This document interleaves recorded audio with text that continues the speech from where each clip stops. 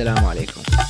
اليوتيوب بالنسبة لي هو أفضل مكان أو منصة للمحتوى من هواي نواحي، وكان مصدري الوحيد للاستمتاع يعني بالمقاطع قبل لا أصير متوحد وبوع أفلام من العصور الوسطى. وكان اليوتيوب ولا زال يعجبني أكثر من المنصات البقية لأن أقدر أرتبط بصانع المحتوى اللي أتابعه وأحسه صديق أكثر من كونه صانع محتوى. وبصراحة أكثر أشخاص يعجبوني وأتابعهم بذاك الوقت أكثرهم يوتيوبرز أجانب أو سعوديين أو من الخليج عامة، بس العراقيين يعني كانوا ينعدون على الأصابع، تقريبا 2 أو 3 اللي هم علي المرجاني وأبو عطوان، واكو غيرهم بس ما راح اجيب اساميهم لان خربوها بعدين. ما لي علاقه اذا انت تحبهم او تكرههم، وما كانت تهمني يعني صراحه فكره الفيديو او اللعبه اللي يلعبونها، لان اللي كان يهمني هو الشخص نفسه. واستمرت هاي يعني المتعه لمده سنوات، اعتقد لحد سنه 2018 او 19، وبعدها بدا المحتوى ينحدر للأسوأ، بعيدا عن مسح قنوات علي المرجاني وغيره، هذا موضوع ثاني يمكن نسوي له فيديو واحد.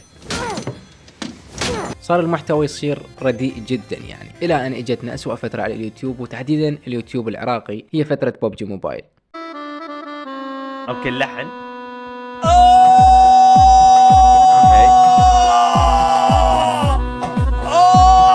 وين اللحن؟ ما اريد اقول انه اليوتيوب قبل ببجي كان بالفترة الذهبية مالته او الحقبة الذهبية مالته مثل ما يقولون هواية، اوكي دبل كوتيشن. صحيح اليوتيوب كان احسن، بس اليوتيوب بعده ما انتهى، اكو يوتيوبرز حاليا بيهم مجال يعني. بس فترة ببجي من اجت ما خربت بس اليوتيوب وياها، خربت حتى المجتمع مالتنا. هو خربان من قاعة ادري، بس ببجي من اجت خربتها بالزايد. وهاي اللعبة من طلعت لنا وياها اشخاص اغبياء واشخاص ما عندهم اي ثقافة تجاه صناعة المحتوى. ماكو صوت هارون. كانوا استغلاليين بشكل مو طبيعي، ويسوون دراما وشغلات ثانية، كل هذا على مود المشاهدات، ويستهدفون الأطفال خاصة يعني، لأن اللعبة غسلت عقول الأطفال بسبب كم واحد يغريهم بالشدات اللي مثلا تقدر تشتري بها السكنات أو غيره. السلام عليكم، اترك. اسمي مرتضى من أهل العمان، عمري 5 سنوات، وأتمنى أحصل على فرصة الجيل. أدرو. هلو حبيبي تشداد. وما اريد اقول انه اكو اشخاص يعني يستغلون الاطفال ويخلونهم يسوون شغلات غلط، بس يعني للاسف فعلا صارت. وايضا ما اريد اسميهم يوتيوبرز لان هم اصلا ولا يمل يوتيوب، وهسه مشاهداتهم نازله اذا ينزلون اي شيء غير الببجي، يعني بدون هاي اللعبه هم لا شيء. الشيء الوحيد اللي كان حلو بهاي الفتره هي مقاطع على المرجاني على الدراما مالتهم. والله ولكم اصدقائي الجميلين بحلقه جديده من حلقات سلسله جرعه سرطانيه من الترند العراقي. اليوم مو بس جرعه سرطانيه، فضايح، دراما، اليات، مشاكل، كلهم الى الجاربج، كلهم الى سله المهملات، كلهم الى الريسايكل بن. وقبل فتره طلع بيكاتشو بمقطع اريدهم يرجعون لمحتواهم مثل قبل. مشتاق اشوف الترند مثل قبل، شراسة وتيمور وابو خليل وهارون ورمانة وحسون. مشتاق ارجع اشوف الدنيا متروسة بضحكتهم. بالالوان يقول هل يستحق الشهرة؟ طبعا مع احترامي الك، شكو واحد اشتهر بلعبة ببجي ما يستحق الشهرة. ممكن الاستثناء الوحيد هو تيمور، لان احسه انسان طيب يا اخي، ويحاول يسوي شيء جديد. حتى من كان ينزل ببجي كان يسوي شيء جديد، وهو يحاول يتغير ويغير محتوى وياه، لكن متابعينه لازقين له على ببجي، وهو يعني احسه مل من هذا المحتوى لدرجة صار ما يعرف شيء يسوي. وباخير مقطع له يقول صار عنده اكتئاب حاد او هيك شيء. فرحت الدكتور نفسي، وللأسف يعني طلع بي نوع من الاكتئاب الشديد يعني، والاكتئاب الحاد.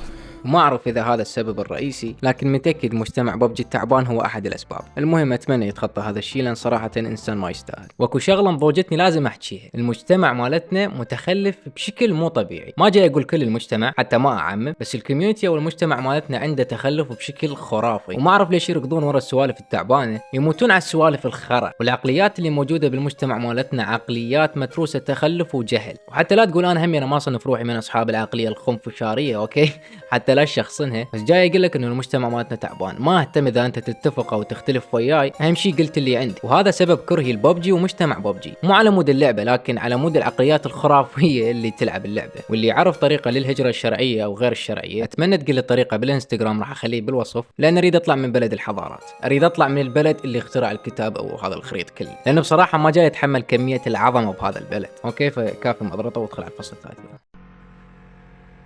السلام عليكم واهلا وسهلا. انا مود هاي صلح لي ذاكرتي حتى نشوف دروبنا، نشوف شغلاتنا. ذاكرتي عاطله، ما يصير تعتب علي. انا هسه عندنا الطريق بس ما اقدر اسوي شيء، كل شيء ما بطير. صلح لي ذاكرتي. شايفين المحتوى استغفر الله، شايفين المحتوى اللي يتابعه غصبا عليك ومجبور تباوع لان ماكو غيره؟ هذا هو محتوى علي شاكر. Told you. We're gonna hang out. شلون صاير حلو؟ صار ولا؟ صاير حلو مو؟ هالشي Take some pictures. شو هالجمال؟ شنو هالجمال؟ Little ترى فتشي شنو هالجمال؟ عسل شنو دافتي عسل شنو هالجمال؟ فالجمال ما يمنعني. هذا مجرد رأي. أعرف هو ملك اليوتيوب العراقي اللي ما حد يقدر يحكي عليه لأن عنده متابعين خرافيين بس تحكي عليهم ويسبونك ويسبون أهلك ويسبون عشيرتك لأن يقدسون هذا الشخص. بس بصراحة يعني هو بنفسه ما يعرف شو يسوي وحتى محتواه نسخ لسخ يا أخي. بس مو محتوى علي شاكر اللي مضوجني. بس حتى أكون منصف هو قال شغلة على جماعة الببجي عجبني بيها لازم أنطي كريدت عليه. طبعا قنوات الجيمنج العراقي بالحضيض والله العظيم وما يلا بيكم على المرجاني. اللي مضوجني هو محتوى القنوات التمثيلية. التحشيش لك هذا بس الف وانا ميت من الجوع علي ذاك لي لفه فلافل وقوطه بيبسي. المفروض حملة المحتوى الهابط تصير عليهم يا رجل. وعلى طاري المحتوى الهابط اكو نوع من المقاطع على التيك توك جاي ينتشر بشكل مخيف، مقاطع الاستوديوهات اللي على اساس مقاطع مفيدة او نصائح او مقاطع توعوية. انت تدري كريستيانو يتدرب حديقه بيتون يسمون روحاتهم جماعة المحتوى الهادف وهي مقاطع مزعجة لحد اللعنة. كل ساعة طالع لك واحد يقول لك انت تدري هو ماخذ المعلومات من جوجل او من ويكيبيديا وما ادري منين وعباله مسوي له فشي. فكرة كلش غبية ومزعجة واتمنى تنتهي باقرب فترة. شنو السر مال ابو الكيه؟ ابو الكيه عنده قوه خارقه ما موجوده عند اي واحد، يتحكم بالبريك وبالكلتش وبالبنزين وبالستيرن وبالجير كلهن سويه، ويحسب الكروه ويرجع الباقه ويباوع ويحسب العبريه بالمرايه اللي بالنص ويباوع على الرصيف خاف اكو عبري يفوته هم كلهن سويه، ويسد الباب بالبريك ويحش جقايره.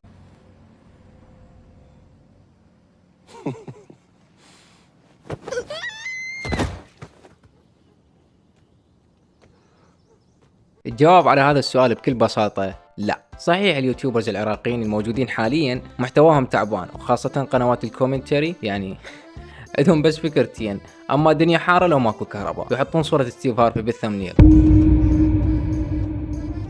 بس جاي اشوف اكو قنوات جديدة جاي تطلع وعندهم شغف بصناعة المحتوى ومن الممكن يرجعون اليوتيوب مثل قبل او احسن. وصحيح اليوتيوب بالعراق ما بيه فلوس وهذا يرجع لهواية اسباب وهواية تفاصيل ما اريد ادخلكم بيها. وحتى اذا المتابع مثلا يقدر المحتوى اللي انت تقدمه وحب يدعمك بطريقة طرق الدفع كلش قليلة وصعبة وهاي غير الاستقطاعات والعمولة اللي ياخذونها من عندك وهواي سوالف. صناع المحتوى اللي بغير دول حكومتهم متوفر لهم كل شيء يحتاجونه وتسوي لهم حفلات وجوائز وتقدر جهودهم والوضع يعني تمام يمهم. لكن حكومتنا العظيمة حتى بايبال ما تقدر توفر لنا. اذا تريد تعرف تفاصيل اكثر عن هذا الموضوع صناعة المحتوى او العمل على الانترنت بشكل عام انصح بمشاهدة هذا الفيديو مال هيموتيوب شرح بيه كل التفاصيل. وبصراحة توب 5 افضل مقاطع شفتها هاي السنة. فنصيحتي للي يريد يفتح قناة يوتيوب لا يكون سبب فتحك لقناة مادي لان الوضعية تعبانة حاليا. ممكن بعد سنة وسنتين يصير مصدر دخلك، هذا استثمار على المدى البعيد. اذا تسألني ليش انت فاتح قناة اذا ما اكو فلوس راح اقول لك لان انا اصلا احب اصنع محتوى من زمان وهدفي من القناة انه اخلي المشاهد يستمتع ويحصل محتوى يليق بيه عكس اللي جاي نشوفه حاليا من محتوى رديء وخايس ويكون المشاهد متونس وهو يباوع لي لحد اخر لحظة. فيب ها هي خلصنا وشكرا على المشاهدة.